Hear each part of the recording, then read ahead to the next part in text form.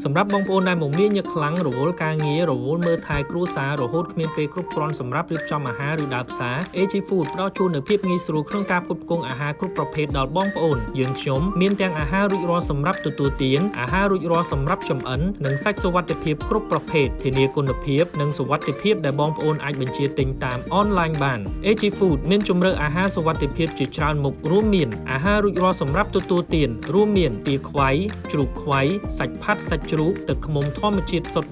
100% អាហាររួចរាល់សម្រាប់ចម្អិនរួមមានសាច់ក្រកសាច់ជ្រូកនិងស្អកសាច់ជ្រូកសាច់សុវត្ថិភាពរួមមានសាច់ជ្រូកគ្រប់បំណែកស្រស់ៗសម្រាប់ចម្អិនតាមតម្រូវការនិងសាច់មាន់ស្រែចិញ្ចឹមតាមវិធានសុវត្ថិភាពមិនមានសារធាតុគីមីនិងអុកម៉ូនជំរុញការលូតលាស់ដល់ជូននៅសុវត្ថិភាពពេលទទួលទានផលិតផលរបស់ AG Food ទាំងអស់ត្រូវបានកំណត់ជាក់លាក់តាំងពីប្រភពចិញ្ចឹមធានានូវគុណភាពនិងសុវត្ថិភាពខ្ពស់បំផុតដែលទទួលបានការទុកចិត្តពីអតិថិជនជាច្រើនឆ្នាំមកហើយងាយស្រួលបញ្ជាទិញជាមួយ AG Food លោកអ្នកអាចតាក់ទងមកផ្ទាល់តាមរយៈលេខទូរស័ព្ទឬទម្លាក់ comment តាមរយៈការ live ផ្ទាល់ឬឆាតមកកាន់ Facebook Page ផ្លូវការរបស់ AG Food យើងខ្ញុំផ្ដល់ជូននូវសេវាកម្មដឹកជញ្ជូនរហ័សទាន់ចិត្តរក្សាគុណភាពផលិតផលរហូតដល់ដៃលោកអ្នក AG Food កសិផលសុវត្ថិភាពគុណភាពល្អបំផុតរបស់កម្ពុជា